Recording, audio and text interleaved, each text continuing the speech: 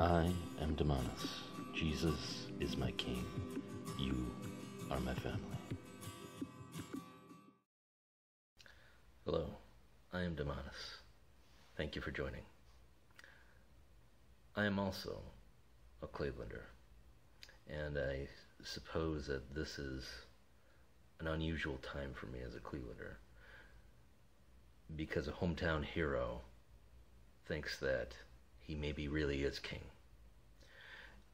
And I'm here to say that there's no king but Jesus. Jesus is my king. LeBron is not my king. He may be someone popular. He may inspire a lot of people. But it is for that reason that as a Clevelander, I have to say something about this. Because even when we look at LeBron James, his video that has been widely published here in the last day, attacking President Trump, the narrative is backwards, and most people are only going to see probably the news snippets and say, oh, Trump is being terrible about this.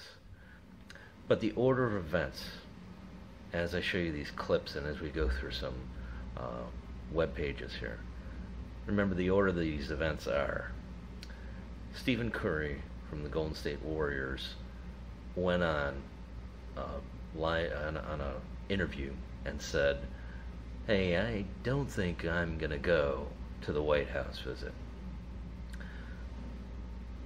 After that, Donald Trump rescinded the invitation to the Golden State Warriors, and as you'll see, there's actually way more to that statement that Stephen Curry made.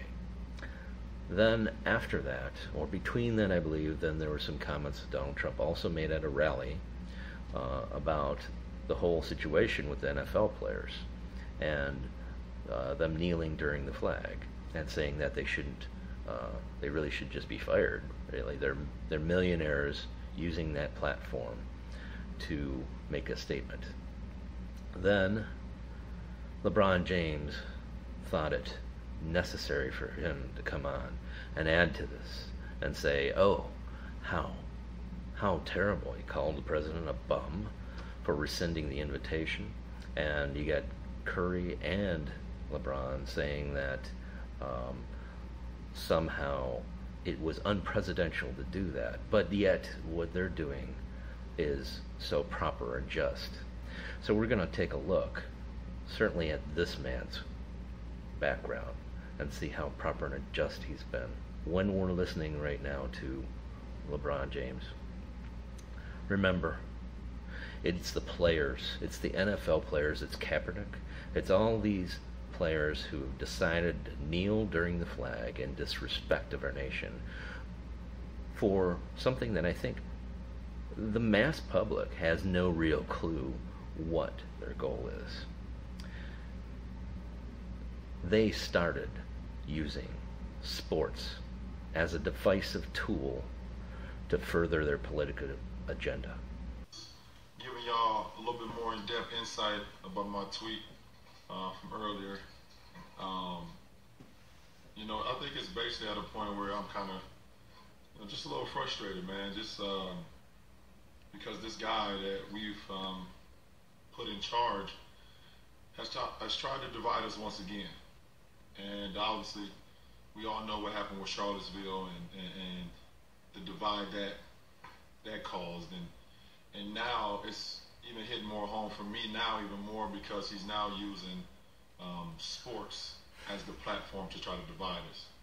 And we all know how much sports brings us together, how much passion it has, how much we love and care, and the friendships and everything that it creates. And for him to try to use this platform to divide us even more is not something I can stand for, and it's not something I can be quiet about. You look at him kind of asking the NFL owners to get rid of players off the field because they're exercising their rights, and that's not right. And then when I wake up, I see that a colleague of mine has been uninvited of something that he said he didn't even want to go to in the first place, to the White House. Um, that's just something I can't stand for, man. And we got, you know, Jamil Hill and Colin Kaepernick and, all these people are speaking up, and, it's for the greater cause. It's for us to all come together. It's not about. So I'm calling you out now, LeBron. One Clevelander to another. You're a liar. You're a liar. And I won't stand for that. And I might be nobody, but I'm not going to stand for that. And I'm going to show people what your history is like, too. Because there's a lot of people who maybe aren't Clevelanders, and maybe there's some who aren't Clevelanders, who, because you won one championship out of, 8, 10, however many it is between when you left town and you came back, you won one for us, and that's great. And that's great for the city, and I love it. But I was there, too, when there was a big celebration out in Cleveland's Mall B. I was there when you had the microphone, and there's tons of kids out in the park, and families, and you're dropping the F-bomb like you're sitting in a back room with your buddies drinking beers. We put a halo on you as a city. As a Cleveland, we put a halo on you. And that's not what it really is. So this here is a picture of a Hummer H2. This was LeBron James' Hummer when he was back in high school still. And there was a controversy. And actually, it was, as the Cincinnati website shows, it was a Hummergate, because LeBron was almost not allowed to enter into the major league because there was a scandal over how he got that machine. Now, he was cleared, and the story was that his mother bought him via a loan a $50,000 base price vehicle, and it was tricked out with outfitted with 3 TVs and computer game hookups for her son's 18th birthday. Now the reality is, his mom, Gloria James, reportedly secured a loan from a bank in Columbus to obtain the vehicle, even though she had lived in public housing, and regulators were concerned that James had been gifted the vehicle illegally by an agent or some other outside party. So, yeah, we see what really went down. Okay, yeah, your mom got a loan, LeBron. She got a loan. She didn't have... she lived in public housing, but she got a loan for this vehicle. Okay. They might have given it to her based on your future potential. But there's definitely a background there that shows that you're just about yourself at the end of the day.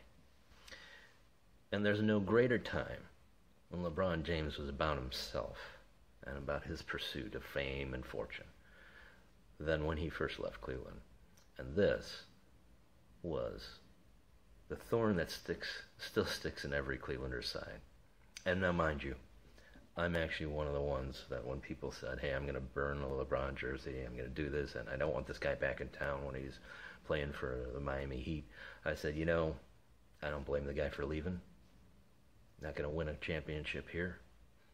And really, he had to go somewhere where there are a bunch of other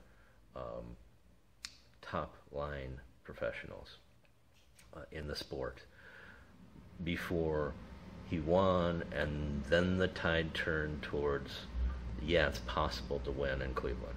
But before he did that, there was the decision. The answer to the question everybody wants to know. LeBron, what's your decision? In this fall, man, it's very tough. In this fall, I'm going to take my talents to South Beach and join the Miami Heat. Miami Heat. That was the conclusion you woke up with this morning. That was the conclusion I woke up with this morning. Why? So that was the conclusion you woke up with that morning. Yeah, okay. This actually, if I remember correctly, played out over a couple days, if not a week, leading up to this very special primetime event, which was 60 minutes, I believe, just so that halfway through we could see this couple minutes of him giving the decision that he worried over so long. The man left. I don't really blame him for that. I don't. But if we're going to put a halo on, dude, that's the history. That's your history, LeBron. You're not the king. You're an impressive sports player. Impressive. Certainly. There's lots of impressive people in the world. But a king? No. As a non-king, you're just a guy with a political view. And a very specific political view that is, I think, to the majority of people, if they really understand it, un-American. So who is the divider? Is it Trump or is it the sports people? So Donald Trump also attacked, and as we saw in LeBron's video there, also attacked the NFL players.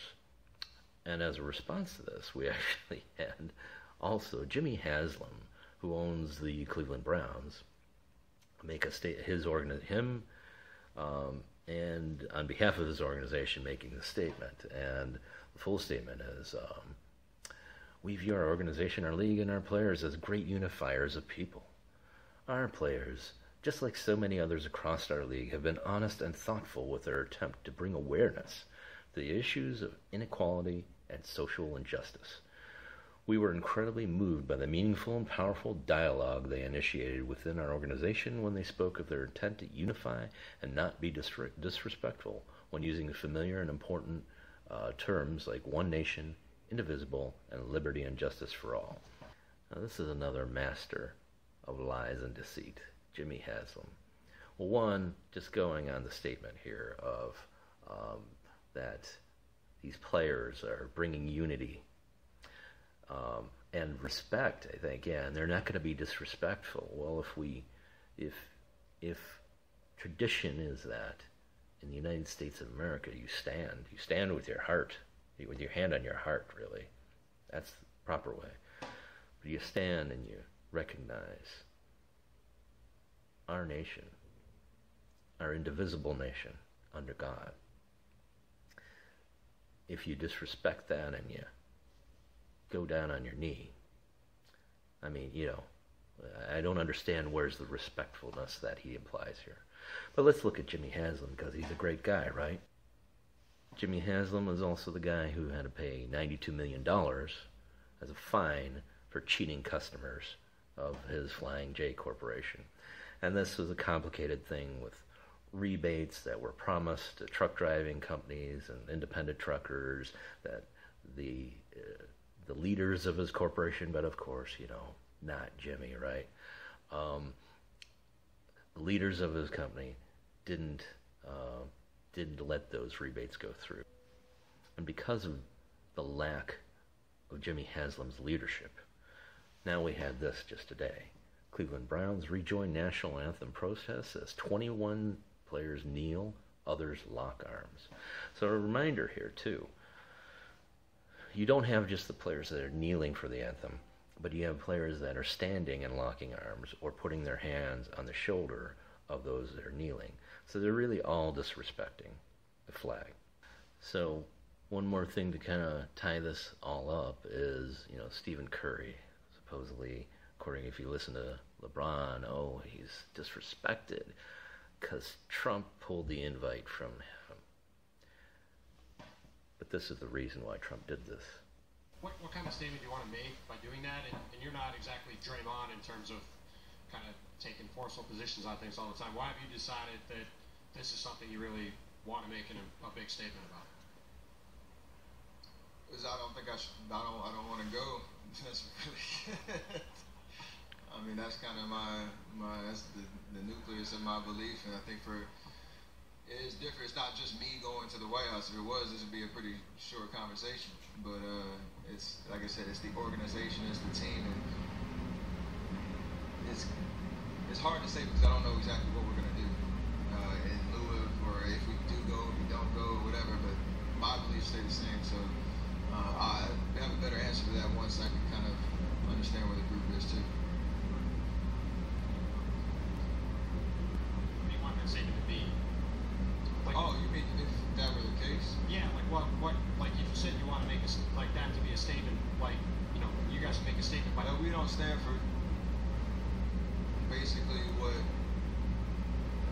our president has, the things that he said and the things that he hasn't said in the right times, that we won't stand for it. And by acting and not going, hopefully that will inspire some change when it comes to what we tolerate in this country and what is accepted and what we turn a blind eye to. So it certainly sounds noble what Stephen Curry's doing. And you know, I might say yes, if that's all it was. But then we get Stephen Curry responds to Trump's tweet saying that's not what leaders do. You know, if you're going to go out there and you're going to say this, that this is for this noble cause, if now the very special, one would say once in a lifetime if, you know, Stephen Curry wasn't on a team doing so well, but still for some players, right, on that team, it was a once in a lifetime thing to go to the White House. Doesn't matter who the president is. Or if you're going to make a statement, what better time than when you have an audience of the president right then to say, hey, buddy, don't like what you're doing. Could you change your attitude? What better time? What better opportunity to do that? But that's not what this is about. That's not what Stephen Curry's about. But, you know, he'll twist things just like LeBron does here. And he says, oh, it's surreal. And he says, I don't know why. He feels the need to target certain individuals rather than others, Curry told reporters in Oakland Saturday afternoon. I have an idea why, but it's just kind of beneath, I think, a leader of a country to go that route. It's not what leaders do. So he's kind of implying here, at least that's what I'm getting out of that statement, is that, oh, you know, Trump is something against Stephen Curry's race or what have you, right? That's the issue, because they're talking about Charlottesville and they're talking about all the inequality and that Trump is just a bad guy about this. But let's look at something that Stephen Curry has said before, because he makes it sound like, oh, this is the first time this has ever come up, and I don't know why. He's attacking me. Why is the president attacking me? So this is an article from the Post, and it's actually going back in time and talking about something that happened earlier in the year. But Curry has always led by example, not by his voice. It seems, however, that Trump's presidency has been the catalyst to change that. It began when Curry called out Kevin Plank, the CEO of Under Armour, the company for which Curry has become the face, for saying Trump was a real asset to the company during a CNBC interview in February. I agree with the description, Curry told the Bay Area News Group at the time, if you remove the ET. So you got a guy here who's called the president an ass. And then 2 days ago, basically said, hey, I don't want to go. You know, I've got these principles. I don't want to go. The president rescinds that invite. Justly so. And I think any president should have done that, because the White House, the presidency, should not be something used as a political tool by a sports star. A sports superstar, even. That White House, that presidency belongs to us, the people. You, me, everyone, including Mr. Curry and Mr. James. But they don't get to use that platform for their own benefit. It's our platform. We, the people. That's who the White House belongs to. I think that's something that Mr. Curry and Mr. James don't understand. Likewise, back to my neighbor, Mr. James. Cleveland doesn't belong to you either. Those of us who've lived here, some of us all of our lives, we love this town. And we love the town more than your personal ambitions. Thanks for watching. Please like this video and subscribe to this channel.